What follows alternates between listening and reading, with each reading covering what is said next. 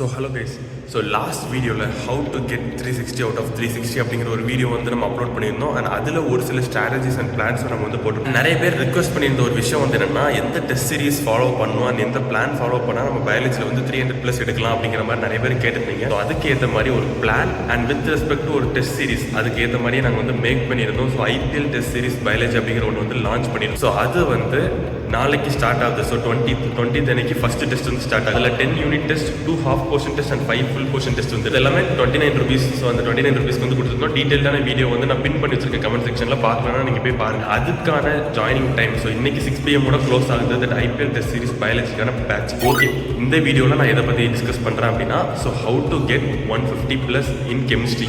பயாலஜியில் நம்ம நல்லா ஸ்கோர் பண்ண ஆரம்பிச்சோம்னாலே நம்ம நீட் எக்ஸாமில் காம்படிஷனுக்குள்ளே இருக்கும். இப்போ நம்ம பண்ணக்கூடிய ஒரு விஷயம் வந்து என்ன அப்படின்னா, ஸோ அதை ஸ்ட்ரென்தன் பண்ணுற விஷயம் தான் செகண்ட் கெமிஸ்ட்ரி. கெமிஸ்ட்ரி அப்படிங்கிறது வந்து நாட் ஒரு டஃபரான சப்ஜெக்ட் அப்படின்னு நான் சொல்ல மாட்டேன். பட் கொஞ்சம் டஃப்னஸ் வந்து இருக்கும். பட் கம்பேரிட்டிவாக ஃபிசிக்ஸை கம்பேர் பண்ணும்போது ஃபிசிக்ஸ் அப்படிங்கிறது ஒரு ஸ்கோரிங் சப்ஜெக்ட். இதை வந்து நம்ம 3 விதமாக படிக்கலாம். ஸோ அது என்ன அப்படின்னா, physical chemistry, organic and inorganic chemistry. ஒவ்வொருத்தங்க ஒவ்வொரு இதில் ஸ்ட்ராங்காக இருப்பாங்க. ஃபிசிக்கல் கெமிஸ்ட்ரியில் ஒரு சில பேர் ஸ்ட்ராங்காக இருப்பாங்க, ஆர்கானிக்கில் ஒரு சில பேர் ஸ்ட்ராங்காக இருப்பாங்க, இன்ஆர்கானிக்கில் ஒரு சில பேர் ஸ்ட்ராங்காக இருப்பாங்க. இதில் நான் ப்ரிப்பேர் பண்ணுற டைமில் நான் ஃபாலோ பண்ண ஒரு விஷயம், நான் இதில் ஸ்ட்ராங்காக இருக்கணும் அதை எப்பவுமே நான் வந்து பெஸ்ட்டாக வச்சிருப்பேன். ஸோ இப்போ எனக்கு வந்து பர்சனலாக ஃபிசிக்கல் கெமிஸ்ட்ரி நான் ரொம்ப ஸ்ட்ராங்.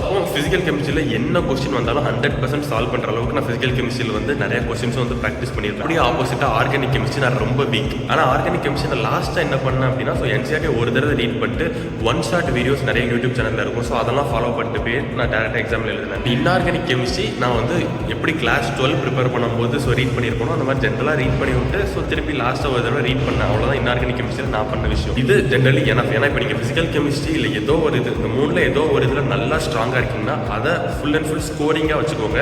ஸோ செகண்ட் ஏதோ ஒரு இதில் ஆவரேஜாக இருக்கும், தேர்ட் ரொம்ப வீக்காக இருக்கிறத கூட ஓரளவுக்கு ப்ரிப்பேர் பண்ணிட்டு போகணும். இது டேக் அவுட் பாயிண்ட் வந்து என்ன அப்படின்னா, எல்லாத்துலேயுமே உங்களுக்கு ஒரு ஐடியா வந்து இருக்கணும். ஏன்னா இது 3ல் எது ஈஸியாக கேட்பாங்க எது கஷ்டமாக கேட்பாங்க நம்மளால ப்ரெடிக்ட் பண்ண முடியாது. ஸோ அதனால் எல்லாத்துலேயுமே ஒரு ஐடியா வந்து இருக்கணும். அதுக்கு ஃபஸ்ட்டு நீங்கள் NCERT நல்லா தரவு பண்ணணும். நான் எப்பவுமே ஒரு பிளான் ஒரு மேக் பண்ணுறேன் அப்படின்னா, ஸோ உங்களை சொல்லக்கூடிய ஒரு விஷயம் வந்து என்ன அப்படின்னா, NCERT ஒரு தடவை ரீட் பண்ணிட்டு விட்டுறாதீங்க. அப்படி ஃபஸ்ட் தடவை நீங்கள் ரீட் பண்ணும்போது அது ஒரு விதமாக வந்து உங்களுக்கு புரியும். அதே மாதிரி செகண்ட் தடவை அதே NCERT ரீட் பண்ணும்போது உங்களோட அண்டர்ஸ்டாண்டிங் இன்னும் கொஞ்சம் டிஃப்ரெண்ட்டாக மாறும். 2 தடவை ரீட் பண்ணிட்டு விட்டிங்கன்னா கண்டிப்பாக ஒரு வாரம் கழிச்சு எடுத்து பார்த்தீங்கன்னா மறந்துடும். ஒரு 3rd time or 4th time எடுத்து ரிவைஸ் பண்ணும்போது அங்கே உங்களுக்கான லாங் டேர்ம் மெமரி வந்து ஆக்டிவேட் ஆகும். ஸோ இன்னும் கொஞ்சம் நாள் ஃபர்தராக ஒரு 1 month ஆர் 2 month எக்ஸ்டெண்டடாக உங்களுக்கு ஞாபகம் இருக்கும். ஸோ அதனால தான் நான் சொல்கிறேன், மினிமம் 3 times NCERT 100% ரீட் பண்ணியே ஆகணும். ஃபார் பயாலஜியாக இருக்கட்டும், இல்லை ஃபார் ஆர்கானிக் கெமிஸ்ட்ரியாக இருக்கட்டும், இல்லை ஃபார் இன்ஆர்கானிக் கெமிஸ்ட்ரியாக இருக்கும். ஃபிசிக்கல் கெமிஸ்ட்ரி ஃபார்முலாவில் கான்சென்ட்ரேட் பண்ணுங்க, ப்ரீவியஸ் இயர் கொஸ்டினில் கான்சென்ட்ரேட் பண்ணுங்க. ஃபார் ஆர்கானிக் அண்ட் இன்ஆர்கானிக் கெமிஸ்ட்ரியும் ப்ரீவியஸ் இயர் கொஸ்டினில் கான்சென்ட்ரேட் பண்ணுங்க. ஒன்ஸ் பயாலஜியில் நீங்கள் வந்து 360க்கு 300+ மார்க் டெஸ்ட்டோ இல்லை ஏதோ ஒரு யூனிட் டெஸ்ட்டோ எடுக்க ஸ்டார்ட் பண்ணுறீங்க அப்படின்னா உங்களோட அடுத்த concentration should be on chemistry. என்னென்ன சாப்டர்ஸை ஃபஸ்ட்டு கவர் பண்ணணும் அப்படின்னு கேட்டிங்கன்னா, ஸோ இப்போ நான் சொல்கிறேன் ஒரு சில சாப்டர்ஸ், இந்த சாப்டர்ஸ்லேருந்து ஸ்டார்ட் பண்ணுங்கள். நீங்கள் கெமிஸ்ட்ரி இப்போ தான் ஸ்டார்ட் பண்ண போகிறீங்க அப்படின்னா ஃபஸ்ட்டு நீங்கள் பண்ண வேண்டியது கெமிக்கல் கைனடிக்ஸ். ஸோ இந்த கெமிக்கல் கைனடிக்ஸில் மினிமம் ஒரு 3 questions, 2 to 3 questions கண்டிப்பாக வரும். ஸோ லாஸ்ட் இயர் கூட 3 questions வந்து கேட்டிருக்காங்க. ஸோ அதனால் கெமிக்கல் கைனடிக்ஸ் ஸ்டார்ட் பண்ணுங்கள். ஸோ அப்புறம் எலக்ட்ரோ கெமிஸ்ட்ரி. ஸோ எலக்ட்ரோ கெமிஸ்ட்ரிலையுமே வந்து ஒரு 2 questions. So last year 2 questions வந்திருக்கு. ஸோ அதுலேயுமே மினிமம் 2 questions வரும். பயோமாலிகுல்ஸ் என்ன ஒரு அட்வான்டேஜ்னா, ஒரு கொஸ்டின் ஆர் 2 questions வரும். பட் அது டேரெக்டாக நீங்கள் என்ன ரீட் பண்ணுறீங்களோ ரீட் பண்ணதுலேருந்து டேரெக்டாக கொஸ்டின் வந்துடும். அதனால் அந்த லெசனையுமே வந்து விட்டு போயிடாதீங்க. 11th இருக்கக்கூடிய general organic chemistry, hydro carbon. So இந்த 2 லெசனில் இருந்து மட்டுமே கிட்டத்தட்ட ஒரு 4 to 5 questions. அது ஏன்னா basics. So basics of organic chemistry ரொம்ப ஸ்ட்ராங்காக இருக்குது.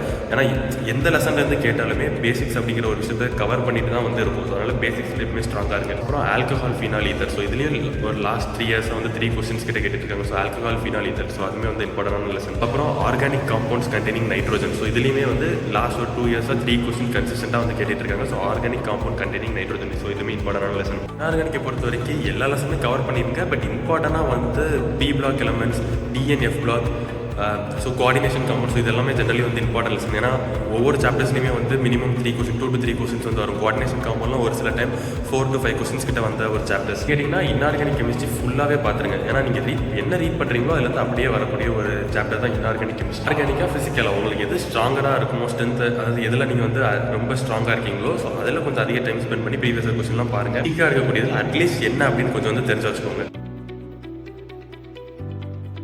ஏன்னா கெமிஸ்ட்ரி அதுக்கு பயாலஜிக்கு அப்புறம் ஈஸியாக ஸ்கோர் பண்ணக்கூடிய ஒரு சப்ஜெக்ட். கெமிஸ்ட்ரியில் மினிமம் 130+, அப்படிங்கிறது கெமிஸ்ட்ரியில் 100% வேணும். இப்போ எப்படி நான் பயாலஜியில் IPL டெஸ்ட் சீரிஸ் பயாலஜி அப்படிங்கிற ஒரு சில பிளான்ஸ் வந்து நான் எக்ஸிக்யூட் பண்ணணும் அப்படின்னு நினச்சணும். ஸோ அதே மாதிரி கெமிஸ்ட்ரி as well as ஃபிசிக்ஸ்க்கும் ஒரு சில ஐடியாஸ் வந்து இருக்குது. We are planning. ஸோ அதை எப்படி நம்ம அந்த பயாலஜி ப்ரிப்பேர் பண்ணுறது ஒரு 3 days கேப்பில் ஒவ்வொரு எக்ஸாமாக வச்சு டெய்லி டார்கெட், டெய்லி ப்ராக்டிஸ் கொஸ்டின்ஸ்லாம் கொடுத்துட்டு இருக்கோம். மாதிரி கெமிஸ்ட்ரிக்கும் ஒரு எக்ஸிக்யூட் பண்ணுற மாதிரி ஒரு சில பிளான்ஸ் வந்து வச்சிருக்கோம். ஸோ அது வேணும் அப்படின்னு நினச்சிங்கன்னா கெமிஸ்ட்ரி அப்படின்னு கமெண்ட் பண்ணிட்டு போங்க. மேக்ஸிமம் எவ்வளோ ரெஸ்பான்ஸ் இருக்கோ அதை பொறுத்து நாங்கள் வந்து அப்லோட் பண்ணலாமா வேண்டாமா அப்படிங்கிறத வந்து டிசைட் பண்ணுறோம். அண்ட் லாஸ்ட், எந்த ஒரு விஷயம் ஸ்டார்ட் பண்ணுறதுக்கு முன்னாடியுமே அதை பற்றி தெரிஞ்சுக்கணும் கரெக்டாக. ஸோ அப்போ கடந்த 2-3 வருஷங்களாக என்னென்ன டாபிக்ஸ் இம்பார்ட்டன்ட் அப்படிங்கிறத ஃபஸ்ட் நீங்கள் தெரிஞ்சுக்கணும். அதுக்குமே நான் வந்து என்னென்ன லெசன்ஸ்லேருந்து அதிக நம்பர் ஆஃப் கொஸ்டின்ஸ் கேட்டிருக்காங்க, ஆர்கானிக், இன்ஆர்கானிக், ஃபிசிக்கல் கெமிஸ்ட்ரி அப்படிங்கிற ஒரு வீடியோ வந்து நான் அப்லோட் பண்ணியிருக்கேன். இந்த வீடியோவுமே நான் கமெண்ட் செக்ஷனில் வந்து போட்டிருப்பேன், டிஸ்கிரிப்ஷன்லேயும் நான் வந்து கொடுத்துருப்பேன். ஸோ அந்த வீடியோ மறக்காமல் செக் பண்ணுங்கள். செக் பண்ணிவிட்டு இம்பார்ட்டன்ட் சாப்டர்ஸ்க்கு ஃபஸ்ட் ப்ரிஃபரன்ஸ் கொடுங்க. அதில் அதிக டைம் ஸ்பெண்ட் பண்ணுங்கள். ஸோ அதுக்கப்புறம் லெஸ் இம்பார்ட்டன்ட் சாப்டர்ஸ்க்கு வந்து வாங்க. முக்கியமாக நான் வச்சுக்கோங்க,